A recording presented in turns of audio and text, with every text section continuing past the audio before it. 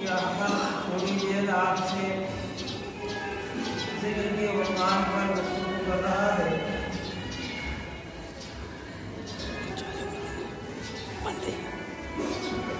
میں خود اس ادارے کا طالب علم ہوں اور اس وقت مجھے ایک محترم شان اجتماع اور اس میں بھی محترم شان امر سے متعلق گفتگو کو کیا کہا جائے، یہ کہا جائے کہ مجھے اپنا سبق سنانے کے لیے کہا گیا ہے۔ چند منٹ آپ حضرات کو یہ ذکر کے عنوان پر بہت ہی متبرک اور محترم شان اجلاس کے موقع پر اپنا سبق سنا رہا ہوں۔ آپ حضرات کا اجتماع یعنی آپ کا یہاں جمع ہونا اسلام کے عنوان پر ہوا ہے۔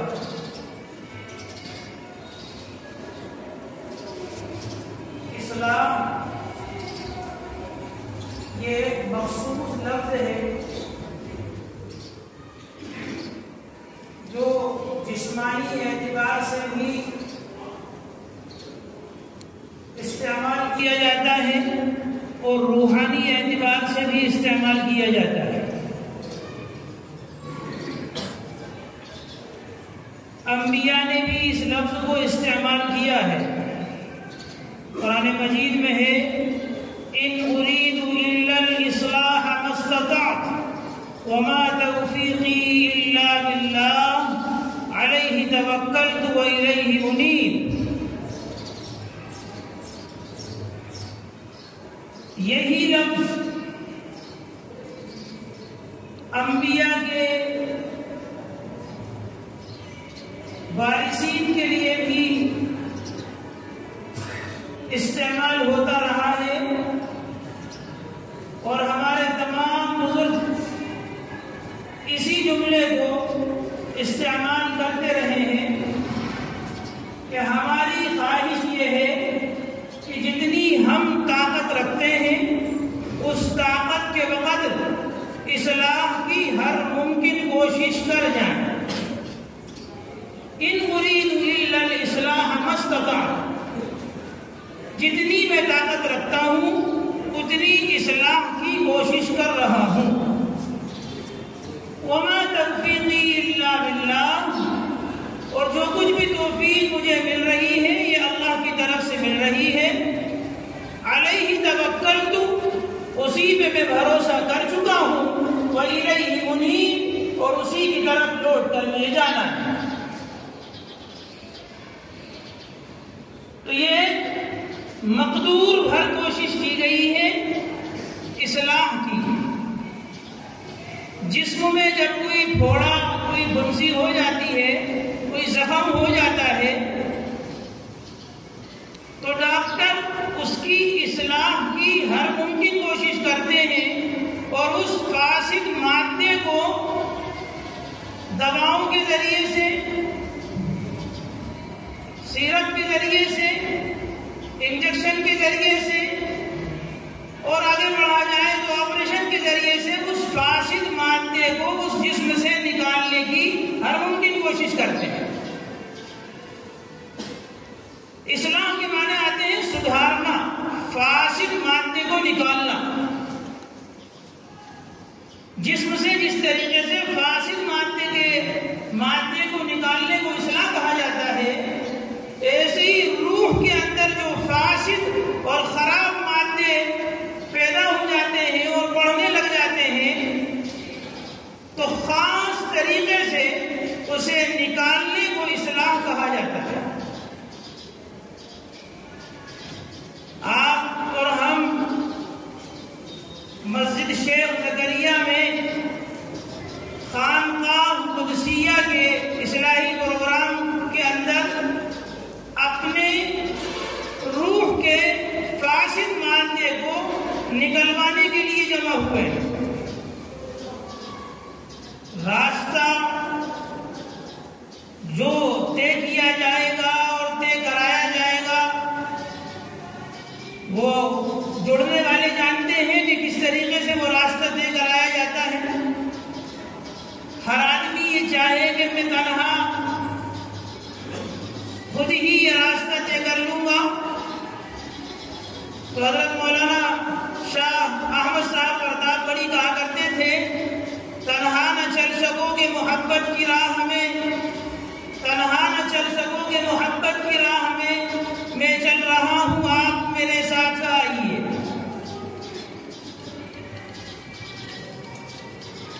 راستے، اسباب، وسائل روح سے فاسد مادے کو نکالنے کے مختلف ہیں۔ ماہرین جنہیں مشائخ کہا جاتا ہے، الحمدللہ حضرت ناظم صاحب کو وہ نسبت کئی بزرگوں سے حاصل ہے۔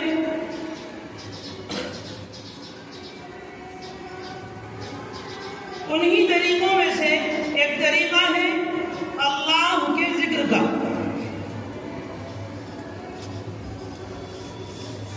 قرآن مجید کی جو آیت کریمہ میں نے آپ کے سامنے پڑھی ہے، جس میں اللہ عز و جل نے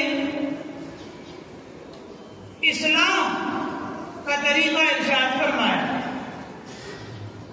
الذین آمنوا وتطمئن قلوبهم بذکر اللہ، ایمان والوں کے دل اللہ کے ذکر سے قرار پکڑتے ہیں، اللہ کے ذکر سے اطمینان حاصل کرتے ہیں۔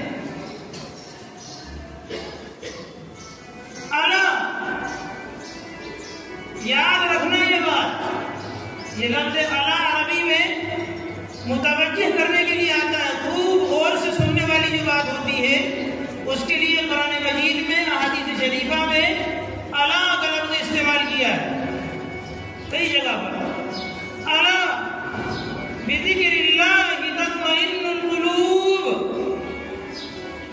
اگر روح کا فاسد مادہ نکالنا چاہتے ہو، روح کو قرار دینا چاہتے ہو، روح کے اندر طمانینت چاہتے ہو، روح کو سکون حاصل کرانا چاہتے ہو، تو یاد رکھنا کہ یہ فاسد مادہ تمہاری روح کا اللہ کے ذکر سے نکلے گا اور تمہارے دلوں کو اطمینان نصیب ہوگا۔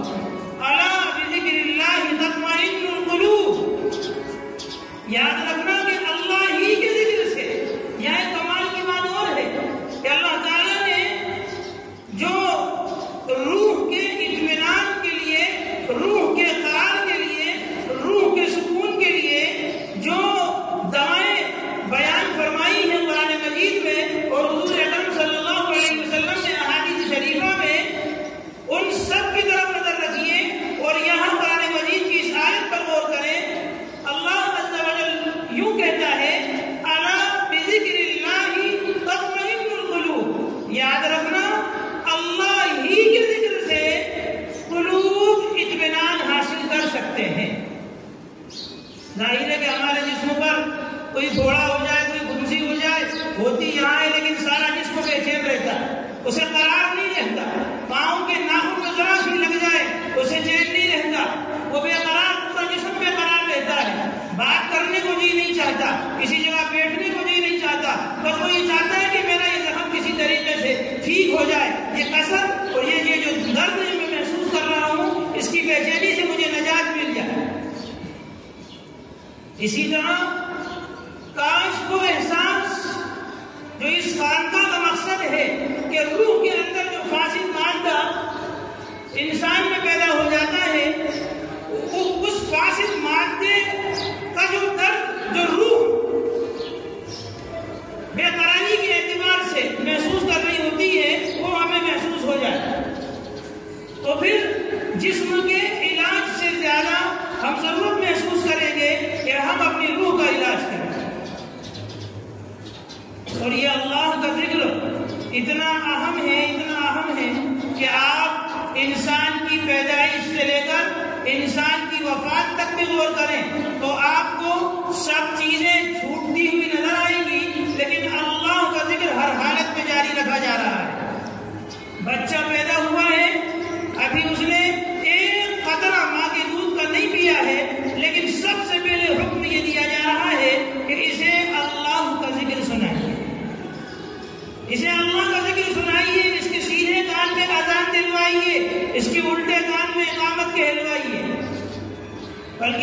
ہمارے استاد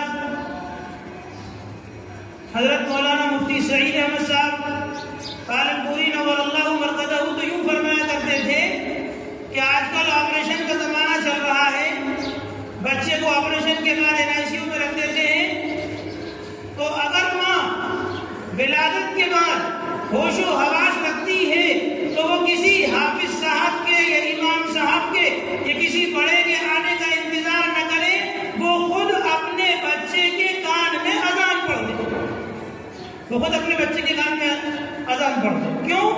اللہ کا ذکر اس کے پاس اس کی دنیاوی غذا سے پہلے روحانی غذا پہنچ جانا چاہیے، روحانی غذا اس کے کان میں پہنچ جانا چاہیے۔ پھر آپ دیکھیے یہ مراحل طے کرتا ہے اپنی زندگی کے، طبعی زندگی اپنی گزارتا ہے اور بالکل آخری مرحلے پر آ جاتا ہے۔ اس کا جتنا رزق تھا، اس کا جتنا پانی تھا، یہ کھا لیتا ہے، یہ پی لیتا ہے، تمام قسم کے مشروبات جتنے اس کے لیے لکھے گئے تھے۔ آپ حضرات کا میرا سب کا ایمان ہے کہ ایک ایک دانہ جو ہماری ماں کے پیٹ میں ہمارے لیے لکھ دیا گیا ہے، جب تک ہم اسے کھانا لیں گے تب تک ہم یہاں سے نہیں جانے والے۔ سب کچھ لکھ دیا گیا، آپ کہتے ہیں لوگ کھانا بند ہو گیا، پینا بند ہو گیا، لیکن حضور اکرم صلی اللہ علیہ وسلم نے کیا ارشاد فرمایا؟ لَقِّنُوا مَوْتَاكُمْ بِلَا إِلَٰهَ إِلَّا اللَّهِ۔ کھانا بند ہو جائے تو ہو جانے دو، کیا پانی پینا بند کر دے دو، بند ہو جانے دو، لیکن اپنے مرنے والے کو جو قریب المرگ ہے، جو بالکل اب اس دنیا سے جانے والا ہے، لا الہ الا اللہ کی تلقین کرتے رہو، کرتے رہو، کرتے رہو۔ اتنا اہم ہے اللہ کے ذکر کا معاملہ، اس کلمے کا معاملہ کہ مرنے والے سے متعلق یہ کہا کہ جب وہ ایک مرتبہ اپنی زبان سے لا الہ الا اللہ کہہ دے تو پھر بعد میں کوئی گفتگو نہ کرو، اسے دنیاوی باتوں میں نہ الجھاؤ، اس کے سامنے اس کی بیٹی کو، اس کے بیٹے کو، اس کے ماموں کو، اس کے خالہ کو، اس کے چچا کو نہ آنے دو، اس لیے کہ یہ جو اہم رزق تھا یہ اس کے جسم میں پہنچا دیا گیا، اس کی زبان سے کہلوا دیا گیا۔ اگر چاہتے ہو کہ اس کا آخری کلمہ لا الہ الا اللہ رہے تو اس سے پھر کوئی گفتگو نہ کرو، اتنا اہم مسئلہ ہے۔ خود نبی اکرم صلی اللہ علیہ وسلم نے اس کا اہتمام فرمایا۔ حضرت شیخ علیہ الرحمہ نے جو تبلیغی نصاب مرتب کیا ہے، جس کو آج فضائل اعمال کے نام سے ہم جانتے ہیں، باقاعدہ ایک رسالہ حضرت نے مرتب فرمایا فضائل ذکر کے نام سے۔ اس میں حضرت شیخ الرحمن نے ایک حدیث فرمائی، نبی صلی اللہ علیہ وسلم صحابہ سے کہا کہ تم میں کوئی دوسرا تو نہیں ہے، کوئی غیر مسلم تو نہیں بیٹھا ہوا ہے؟ صحابہ نے دیکھ کر کے فرمایا کہ کوئی نہیں۔ پھر نبی اکرم صلی اللہ علیہ وسلم نے ارشاد فرمایا دروازہ بند کر دو، دروازہ بند کرایا۔ پھر صحابہ سے کہا قولوا لا الہ الا اللہ، لا الہ الا اللہ کہیے۔ وعدہ کیا پھر آپ نے ارشاد فرمایا کہ جب صحابہ نے کہہ لیا تو کہا تمہارے سیئات کو مٹا دیا گیا، تمہارے گناہوں کو مٹا دیا گیا، تمہاری مغفرت کر دی گئی۔ یہ اہتمام خود نبی اکرم صلی اللہ علیہ وسلم نے فرمایا صحابہ کے مجمع کو۔ لوگ کہتے ہیں صاحب یہ کیا طریقہ ہے اجتماعی ذکر کا، یہ قرآن پاک سے ثابت نہیں ہے، یہ حدیث سے ثابت نہیں ہے، یہ نیا طریقہ ہے۔ چونکہ آپ اصلاحی مجلس میں آئے ہیں اور خانقاہ کے عنوان پر آئے ہیں تو یاد رکھیے کہ یہ وہ تمام چیزیں ہیں کہ اس پر اعتراض کرنے سے ہمارے جتنے علماء دیوبند ہیں ان سب پر اعتراض لازم آئے۔ ایک عالم جس کا تعلق علماء دیوبند سے ہو یہ بتا دے کوئی کہ وہ اس خانقاہی نظام سے، اس خانقاہی تعلق سے اور خود اپنی اصلاح سے دور رہا،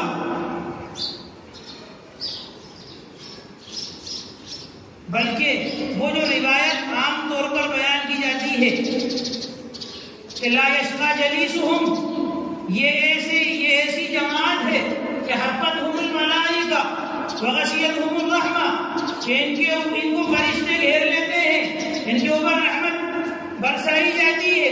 یہ جو روایت بیان کی جاتی ہے، اس روایت کا جو آخری جملہ جو کہا جاتا ہے کہ یہ ایسے بیٹھنے والے ہیں، یہ ایسی مجلس والے ہیں کہ ان کے پاس میں بیٹھنے والا بھی محروم نہیں رہتا۔ مولا علی قاری رحمۃ اللہ علیہ نے اس حدیث کی شرح میں یہ فرمایا ہے کہ اس سے اہل اللہ مراد ہے، اس سے خانقاہ کے اندر جو علماء اللہ کا ذکر کراتے ہیں وہ مراد ہے۔ معلوم ہوا کہ جس طریقے سے ذکر انفرادی ثابت ہے، اسی طریقے سے ذکر اجتماعی ثابت ہے۔ اور ہمارے یہاں وہ ذکر جس کو ذکر بدعت کہا جاتا ہے، اس طریقے کا ذکر ہمارے بزرگوں کے یہاں نہیں ہے۔ یہاں ایک طریقہ بتا دیا جاتا ہے اور اس کے مطابق پھر ہر آدمی بتائے ہوئے کے مطابق ذکر کرتا ہے۔ یا تلقین والا ذکر نہیں کرایا جاتا۔ ہمارے بزرگوں کی کسی بھی مجلس میں تلقین والا ذکر نہیں کرایا جاتا، طریقہ بتا دیا جاتا ہے، اس کے بعد سب کو اپنے ہاتھ پر چھوڑ کر اپنے توجہ کے ساتھ ان کے ہاتھ میں چھوڑ دیا جاتا ہے، پھر ذکر کرایا جاتا ہے۔ یہ اتنا اہم ذکر ہے۔ میں چونکہ آپ کے سامنے عرض کر رہا ہوں کہ یہ چونکہ میرا ایک سبق سنانے والا منظر مجھے نظر آ رہا ہے، اس لیے بہت سی باتیں بتکلف میرے زبان سے ظاہر ہو رہی ہیں کہ ہمارے بزرگ ہمارے سامنے موجود ہیں۔ بہرحال خانقاہ کا مقصد صرف ثواب حاصل کرنے کے لیے جمع ہو جانا نہیں ہوتا، اپنی اصلاح کے مقصد سے جمع ہونا ہوتا ہے۔ ہم جتنی صدق نیت کے ساتھ، سچی نیت کے ساتھ اور اخلاص کے ساتھ اپنے نفس کی طرف توجہ کرتے ہوئے اور اس سے فاسد مادے کو نکالنے کے لیے جمع ہوں گے، اللہ تعالی ہمارے اس کوشش کے اندر ہمارا ساتھ دے گا۔ ہمارے لیے ایسے اسباب و وسائل مہیا کر دیے جائیں گے کہ اس فاسد مادے کو اپنی روح سے نکالنے میں ہمارے لیے بڑی سہولتیں ہو جائیں گی۔ اور جب ہم اس فاسد مادے کو نکال لیں گے تو اللہ تعالیٰ کا وہ جو فرمان ہے جس میں اللہ تعالیٰ نے بہت بڑی کامیابی کو کا وعدہ فرمایا ہے، قد افلح من تزکیٰ وذکر اسم ربہ فصلی، یقیناً کامیاب ہو گیا وہ شخص جس نے اپنے آپ کو ستھرا کر لیا، اپنے نفس کے فاسد مادوں کو نکال لیا۔ ایسے پتہ نہیں چلتا، ہر آدمی سوچے گا میرا دل تو صاف ستھرا ہے، میرا دل تو صاف ستھرا ہے، میں ستھرا ہوں، مصفہ اور مجلہ ہوں، لیکن جب ہم بڑوں سے رابطہ کرتے ہیں اور بڑوں کے ساتھ جڑے رہتے ہیں تو پھر گندگی کا احساس ہوتا ہے، پھر فساد کا احساس ہوتا ہے، پھر اس احساس ہی کا بیدار ہونا ہمارے لیے آخرت میں اور دنیا میں بھی کامیابی کا ذریعہ بنتا ہے۔ بس میری گزارش اپنے آپ سے بھی میں یہی مخاطب ہوں، آپ سے بھی مخاطب ہوں کہ ہمارا آنا کا مقصد ہو جائے، جتنا وقت ہمارے پاس میں بچا ہے ہم یہ نیت کر لیں کہ ہم اپنی روح کے فاسد مادے کو خانقاہ قدسیہ میں آ کر کے انشاءاللہ نکلوا کے رہیں گے اور اس دل کو اللہ کا محبوب بنا کر کے رہیں گے۔ اللہ مجھے بھی آپ کو بھی عمل کی توفیق نصیب فرما دے۔ وآخر دعوانا ان الحمد للہ رب العالمین۔